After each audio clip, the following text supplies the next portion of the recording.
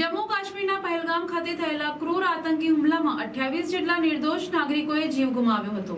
તેમને વિશ્વ હિન્દુ પરિષદ નવસારી અને બજરંગ દળ દ્વારા શ્રદ્ધાંજલિ આપવાનો એક કાર્યક્રમ નવસારી નગરપાલિકા નજીક યોજવામાં આવ્યો હતો।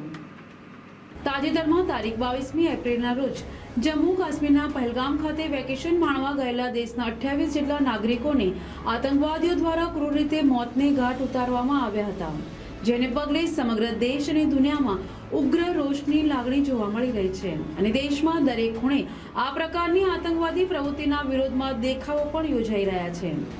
ત્યારે ઘણી જગ્યાએ મૃતકોને શ્રદ્ધાંજલિ આપવાના કાર્યક્રમો પણ યોજાઈ રહ્યા છે। તેવી જ રીતે નવસારી મહાનગરપાલિકાના પટાંગણમાં વિશ્વ હિન્દુ પરિષદ નવસારી તેમજ બજરંગ દળ દ્વારા શાંતિપૂર્ણ માહોલમાં આ આતંકવાદી હુમલામાં મૃત્યુ પામેલા 28 જેટલા લોકોને શ્રદ્ધાંજલિ આપવાનો એક કાર્યક્રમ યોજાયો હતો, જેમાં વિશ્વ હિન્દુ પરિષદ નવસારીના અશ્વિન બારોટ તેમજ વિશ્વ હિન્દુ પરિષદ અને બજરંગ દળના કાર્યકરો સહિત માજી ધારાસભ્ય પિયુષ દેસાઈ તેમજ મિનળ દેસાઈ, અશોક ગજેરા અને માજી સૈનિકો અને શહેરના નાગરિકો પણ જોડાયા હતા અને સૌ સાથે મળીને મૃતકોને પુષ્પ અર્પણ કરી શ્રદ્ધાંજલિ આપી હતી।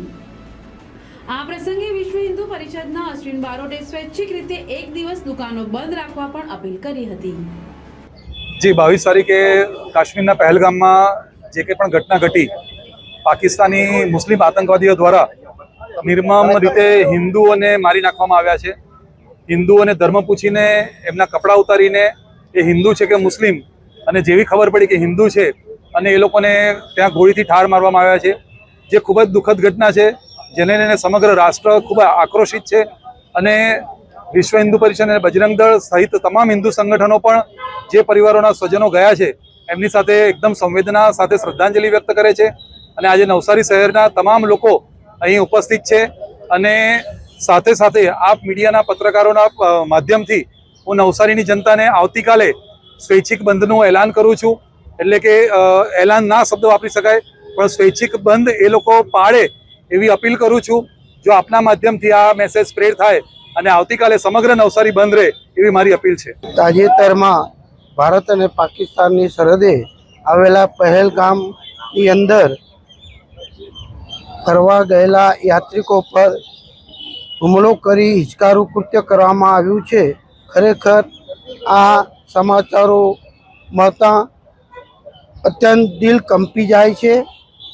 માત્ર ધર્મના નામે હિન્દુઓને વીણી વીણીને જે આ કતલેઆમ કરવામાં આવી છે ખૂબ જ દુઃખદ ઘટના છે અને આ ઘટનાને સમગ્ર નવસારી જૈન સમાજ સખત શબ્દોમાં વખોડી કાઢે છે।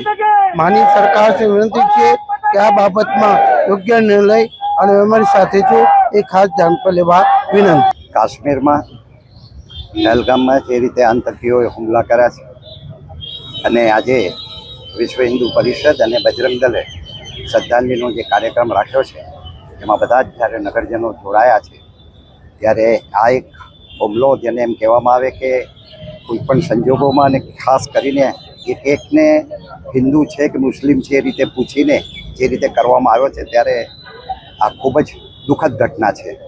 એમના પરિવારજનોને પરમ કૃપાળુ પરમાત્મા એમના આત્માને શાંતિ આપે અને આદરણીય પ્રધાનમંત્રીએ પણ એ રીતે તાત્કાલિક જે રીતના પગલાઓ પણ લીધા છે એ પણ સરાહનીય છે, પણ એનાથી પણ વિશેષ રીતે તમામને દેશને જે રીતે પરિસ્થિતિ છે એમાં આગળ વધે એ જ અભ્યર્થના। Bureau report NTC news Navsari.